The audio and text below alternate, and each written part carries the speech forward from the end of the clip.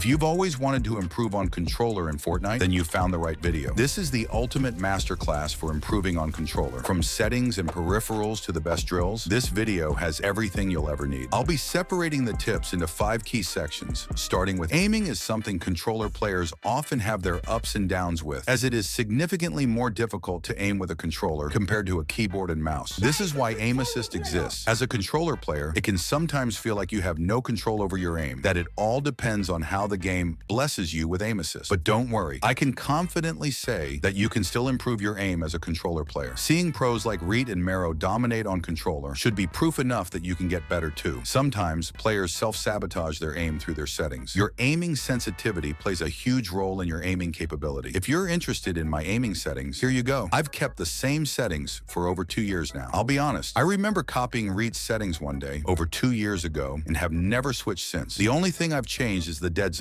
because of my broken controller. If you're already a decently good player, then aim training isn't something that will tremendously help you improve. On the other hand, if you aren't consistent with aiming, then I recommend you play an aim training map, such as this one, for no more than 10 minutes a day until you get decent. Then you can drop it. Another thing that helps massively with better aiming is moving your left stick more and your right stick less. I see a lot of controller players try to hard flick like keyboard and mouse players, but something you must understand is that you have way more control on KBM than on controller. That's why they can flick like crazy. A lot of players move their right stick too much and miss a lot of shots. I say move the right stick less, use it for small adjustments, and move the left stick more to line up your shots, giving yourself the advantage. Peeker's advantage and right-hand peeks are both great advantages you should always be looking for. The final, and possibly the most important tip for having better aim: don't panic. Now, I know it sounds easy to say and hard to do, but hear me out. It's okay. I'm someone who has been playing Fortnite since Season 1 and have more than 6,000 hours on the game, and sometimes I still panic because I'm human, and so are you. Are you? Something that helped me overcome panic is being mindful while playing, keeping in mind that I'm playing a video game, that it's nothing too serious, and that I should enjoy the process, not hate it. If you hate playing and you're forcing yourself to keep grinding, you should seriously reconsider why you play in the first place. Maybe even take a break. Trust me, everyone needs a break. Since Fortnite's launch, these last 2 months were the first real break I've ever taken from the game, and it feels pretty good. Building and editing. I'm grouping these two together because they're quite similar in terms of how you get better at them. First of all, binds are very important in terms of how efficiently you can press your buttons. Here are my exact binds. Feel free to copy if you want. The most important thing is that my edit button isn't the default circle O. I've set my edit to L3 because my finger is always on the analog stick, allowing me to press it the fastest. This allows me to make fast edits like these. Another major thing is that I play claw. If you didn't know, claw is a controller hand placement method where you place your index finger in a way that lets you press more buttons faster. Some players do it with both hands, but I prefer it only with my right hand. As for peripherals, I use control freaks on both sticks and a resistance ring, the purple one, on the right stick. Also, I use a standard DualShock 4 PS4 controller. And yes, my controller is black. I don't know why that's important.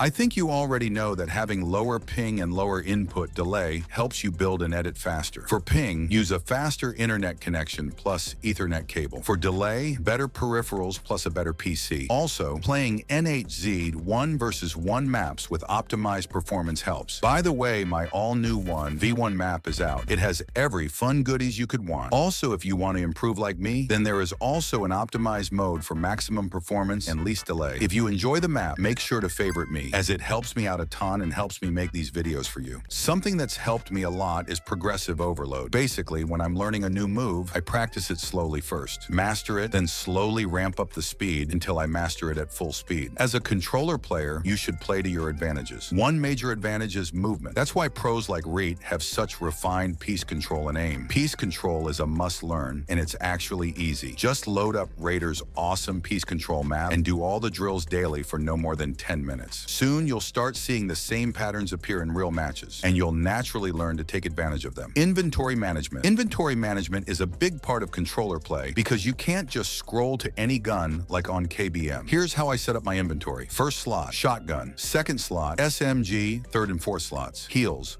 mobility items. Fifth slot, AR or sniper. I keep my shotgun first so I can quick switch to it while building or after using my pickaxe. I keep my AR/sniper last because if I'm pressuring someone with an AR and they rush me, I can instantly switch to my shotgun. Another quick tip, and this isn't just for controller players, is learning to quick heal. Every pro does this because it can literally save your entire game. When fighting, keep an eye on your health. Even getting off one mini quickly could win you the fight. Edit timing. Probably the most important factor in editing faster is edit timing. The process of pressing your edit button, selecting a blue tile, and confirming the edit. You usually want this entire motion to happen as fast as possible. To practice this, open Creative, place a floor. Practice edit reset timing on one tile over and over. Trust me, after just 5 to 7 minutes, you'll see a noticeable improvement. If you're struggling, here's a tip that helped me. Build a consistent motion with your fingers. For me, it's L3, R1, and R2, a strumming motion that lets me edit way faster. But don't forget, practice is everything. Mindset. Lastly, I want to touch on something super important for improving: mindset. Mindset is literally everything. Doing repetitive practice daily builds a real belief in yourself that you can and will win every fight you take. Without that practice, you're just an empty vessel, someone who doubts themselves every time they fight. Remember, you can fool any human, but you cannot fool yourself. If this video gave you any value, then using code NHZ and playing my new one versus one map are the best free ways to support me. Thank you.